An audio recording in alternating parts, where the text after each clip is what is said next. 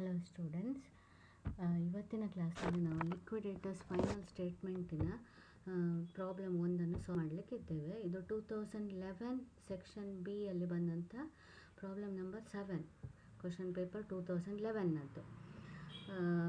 ಈ ಪ್ರಾಬ್ಲಮ್ ನೋಡಿದರೆ ಅಲ್ಲಿ ನಮಗೆ ಬೇರೆ ಎಲ್ಲದಕ್ಕಿಂತ ಸ್ವಲ್ಪ ಡಿಫರೆಂಟಾಗಿ ಕಾಣ್ತದೆ. ಯಾವುದೆಲ್ಲ ಇನ್ಫಾರ್ಮೇಷನ್ ಎಕ್ಸ್ಟ್ರಾ ಕೊಟ್ಟಿದ್ದಾರೆ ಇಲ್ಲೊಂದು ಹೇಳಿದ್ದಾರೆ. ಪ್ರೋ ರೇಟಾ ಇದರಲ್ಲಿ ಅವರು ಬಿಲ್ಡಿಂಗ್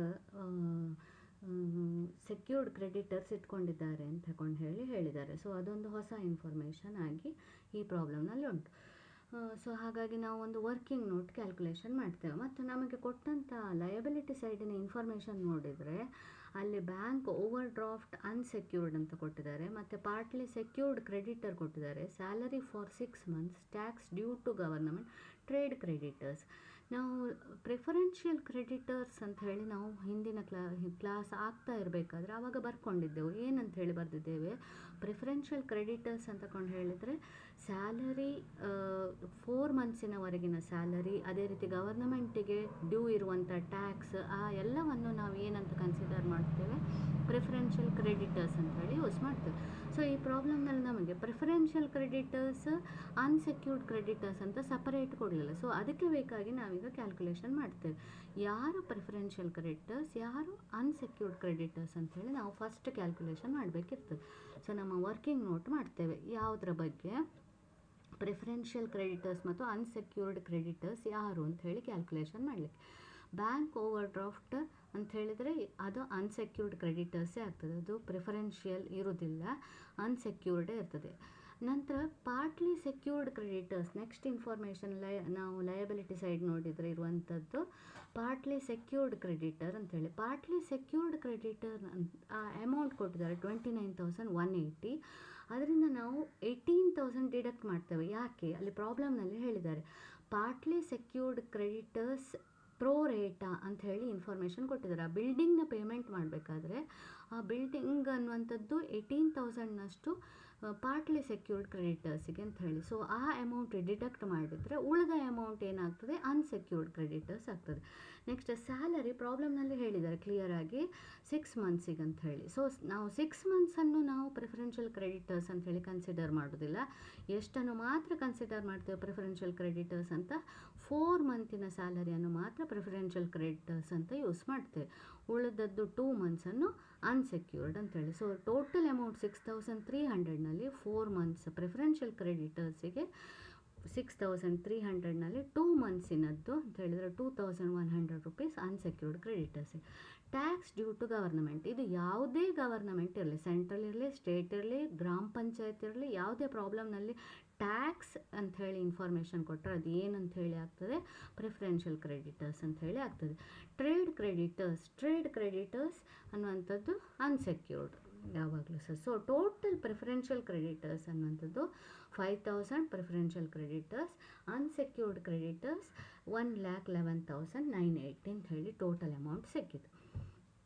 ನೆಕ್ಸ್ಟ್ ಸೆಕೆಂಡ್ ಕ್ಯಾಲ್ಕುಲೇಷನ್ ಮಾಡ್ತೇವೆ. ಯಾವುದದು, ನಮ್ಮ ಲಿಕ್ವಿಡೇಟರ್ಸ್ ರೆಮ್ಯುನರೇಷನ್ ಅನ್ನುವಂಥ ಇಂಪಾರ್ಟೆಂಟ್ ಕ್ಯಾಲ್ಕುಲೇಷನನ್ನು ಮಾಡ್ತೇವೆ. ನಮಗೆ ಲಿಕ್ವಿಡೇಟರ್ಸ್ ರೆಮ್ಯುನರೇಷನಿಗೆ ಬೇಕಾಗಿ 3% ಆನ್ ಅಸೆಟ್ಸ್ ರಿಯಲೈಸ್ಡ್ ಅಂತ ಹೇಳಿ ಫಸ್ಟ್ ಅಡ್ಜಸ್ಟ್ಮೆಂಟ್ ಹೇಳಿದ್ದಾರೆ. So 3% on assets realised, total assets ಯಾವುದೆಲ್ಲ ರಿಯಲೈಸ್ ಆಯಿತು ಪ್ರಾಬ್ಲಮ್ನಲ್ಲಿ ಹೇಳಿದ್ದಾರೆ.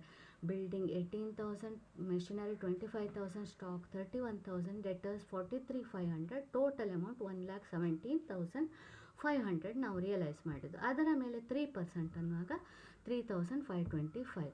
ನೆಕ್ಸ್ಟ್ ಅದಕ್ಕೆ ನಾವು ಆ್ಯಡ್ ಮಾಡಬೇಕು ಯಾವುದನ್ನು, ಅಲ್ಲಿ ಪ್ರಾಬ್ಲಮ್ನಲ್ಲಿ ಹೇಳಿದ್ದಾರೆ 2% on the amount paid to unsecured creditors ಅಂತೇಳಿ. ಸೊ 2% ಆನ್ ಅನ್ಸೆಕ್ಯೂರ್ಡ್ ಕ್ರೆಡಿಟರ್ಸ್ ಹೇಗೆ ಕ್ಯಾಲ್ಕುಲೇಷನ್ ಮಾಡ್ತೇವೆ, ಅನ್ಸೆಕ್ಯೂರ್ಡ್ ಕ್ರೆಡಿಟರ್ಸ್ ಬೇರೆ ಎಲ್ಲ ಪ್ರಾಬ್ಲಮ್ನಲ್ಲಿ ಮಾಡಿದ ಹಾಗೆ total receipts minus total payments ಮಾಡ್ತೇವೆ. ನಮ್ಮ ರಿಸಿಪ್ಟ್ಸ್ ಎಷ್ಟುಂಟು, ಕ್ಯಾಶ್ ಎಟ್ ಬ್ಯಾಂಕ್ ರಿಸಿಪ್ಟ್ ಸೈಡಿನಲ್ಲಿರುವಂಥ ಅಮೌಂಟ್ಗಳು, ಕ್ಯಾಶ್ ಎಟ್ ಬ್ಯಾಂಕ್ 500 rupees. ಅದೇ ರೀತಿ ಅಸೆಟ್ಸ್ ರಿಯಲೈಸ್ ಆಗಿ ಬಂದದ್ದು 1,17,500. ಅದರಿಂದ ಡಿಡಕ್ಟ್ ಮಾಡುವಂಥದ್ದು ಟೋಟಲ್ ಪೇಮೆಂಟ್ಸ್. ಯಾವುದೆಲ್ಲ ಟೋಟಲ್ ಪೇಮೆಂಟ್ಸ್, 18,000 ಸೆಕ್ಯೂರ್ಡ್ ಕ್ರೆಡಿಟರ್ಸಿಗೆ ಕೊಟ್ಟದ್ದು, ರೆಮ್ಯುನರೇಷನ್ ಲಿಕ್ವಿಡೇಟರ್ಸ್ ರೆಮ್ಯುನರೇಷನ್ 3,525, ಅದೇ ರೀತಿ ಲಿಕ್ವಿಡೇಷನ್ ಎಕ್ಸ್ಪೆನ್ಸಸ್ 1,100. ನಂತರ ನಾವು ಪ್ರಿಫರೆನ್ಷಿಯಲ್ ಕ್ರೆಡಿಟರ್ಸ್ಗೆ 5,000 ಪ್ರಿಫರೆನ್ಷಿಯಲ್ ಕ್ರೆಡಿಟರ್ಸ್ ನಾವು ಕ್ಯಾಲ್ಕುಲೇಷನ್ ಮಾಡಿ ಇಟ್ಟಂಥ ಅಮೌಂಟ್. ಸೊ ಇಷ್ಟನ್ನು ಡಿಡಕ್ಟ್ ಮಾಡಿದಾಗ ನಮಗೆ 1,18,000 ಟೋಟಲ್ ರಿಸಿಟ್ಸಿಂದ 27,625 ಟೋಟಲ್ ಪೇಮೆಂಟ್ಸ್ ಡಿಡಕ್ಟ್ ಮಾಡಿದರೆ ಉಳಿಯುವ ಅಮೌಂಟ್ 90,375. ಇದು ಯಾರಿಗೆ ಅವೈಲೇಬಲ್, ಯಾರಿಗೆ ಕೊಡಲಿಕ್ಕೆ ನಮ್ಮ ಹತ್ರ ಉಂಟೀಗ? Unsecured creditors. So for unsecured creditors we can pay only up to 90,375. ನಾವು ಅನ್ಸೆಕ್ಯೂರ್ಡ್ ಕ್ರೆಡಿಟರ್ಸ್ ವರ್ಕಿಂಗ್ ನೋಟ್ ಮಾಡಿ ನೋಡಿದ್ದೇವೆ. ನಾವು ಎಷ್ಟು ಕೊಡಬೇಕಿತ್ತು? 1,11,980. ನಮ್ಮ ಹತ್ರ ಅಷ್ಟು ಹಣ ಇಲ್ಲ. ನಮ್ಮ ಹತ್ರ ಇರುವಂಥ ಟೋಟಲ್ ರಿಸಿಟ್ಸಿಂದ ಪೇಮೆಂಟ್ಸ್ ಡಿಡಕ್ಟ್ ಮಾಡಿದ ಮೇಲೆ ಉಳಿಯುವಂಥದ್ದು 90,375. On that we have to calculate 2%. Again you know students, ನಾವು ಅನ್ಸೆಕ್ಯೂರ್ಡ್ ಕ್ರೆಡಿಟರ್ಸ್ಗೆ ನಮ್ಮ ಹತ್ರ ಹಣ ಇಲ್ಲದೇ ಇರುವಾಗ ಕ್ಯಾಲ್ಕುಲೇಷನ್ ಮಾಡುವಾಗ ಯಾವ ರೀತಿ ಕ್ಯಾಲ್ಕುಲೇಷನ್ ಮಾಡ್ತೇವೆ? Divided by 102. ಯಾಕೆ ಇದನ್ನು 102? ಲಿಕ್ವಿಡೇಟರ್ಸ್ ರೆಮ್ಯುನರೇಷನ್ ಮೊದಲೇ ಬರ್ತದೆ, ಆ ನಂತರ ಕೊಡುವಂಥದ್ದು payment to unsecured creditors. So ಇಲ್ಲಿ ಇನ್ಕ್ಲೂಸಿವ್ ಆಗಿ ನಾವು ಕ್ಯಾಲ್ಕುಲೇಷನ್ ಮಾಡುವಾಗ 102. ಲಿಕ್ವಿಡೇಟರ್ಸ್ ರೆಮ್ಯುನರೇಷನ್ ಫಸ್ಟ್ ಅಮೌಂಟ್ ಬರಿತೇವೆ ನಮ್ಮ ಪೇಮೆಂಟ್ ಸೈಡಿನಲ್ಲಿ, ಆ ನಂತರ ಬರೆಯುವಂಥದ್ದು ಅನ್ಸೆಕ್ಯೂರ್ಡ್ ಕ್ರೆಡಿಟರ್ಸ್ಗೆ ಪೇಮೆಂಟ್ ಆಗುವಂಥದ್ದು. ಸೊ ನಮ್ಮದು 2/102. ಸೊ ಟೋಟಲ್ ಅಮೌಂಟ್ ಅನ್ನುವಂಥದ್ದು 1,772 ಬರ್ತದೆ. ಪೈಸೆ ಬಿಟ್ಟರೆ ಆವಾಗ ಟೋಟಲ್ ಅಮೌಂಟ್ ನಮ್ಮದು ಎರಡು ರೀತಿಯಲ್ಲಿ 3% on asset realised, 2% on amount paid to unsecured creditors. Students, ನಿಮಗೆ ನೆನಪಿರ್ಬೋದು, ನಾನು ನಿಮ್ಮ ಹತ್ರ ಹೇಳ್ತಾ ಇದ್ದೆ, ನಾವು 2% ಆನ್ ಅನ್ಸೆಕ್ಯೂರ್ಡ್ ಕ್ರೆಡಿಟರ್ಸ್ ಅಂತ ಹೇಳಿದರೆ, ಹಾಗೆ ಮಾತ್ರ ಹೇಳಿದರೆ ನಾವು ಪ್ರಿಫರೆನ್ಷಿಯಲ್ ಕ್ರೆಡಿಟರ್ಸಿಗೆ ಸಹ ಕ್ಯಾಲ್ಕುಲೇಷನ್ ಮಾಡಬೇಕು. ಎಷ್ಟನ್ನು ಕ್ಯಾಲ್ಕುಲೇಷನ್ ಮಾಡಬೇಕು? ಅನ್ಸೆಕ್ಯೂರ್ಡ್ ಕ್ರೆಡಿಟರ್ಸಿಗೆ ಎಷ್ಟು ಕೊಡ್ತೇವೋ ಅಷ್ಟನ್ನೇ ಕ್ಯಾಲ್ಕುಲೇಷನ್ ಮಾಡಬೇಕು ಅಂತ ಹೇಳ್ತಾ ಇದ್ದೆ. ಆದರೆ but in this problem what they have specified?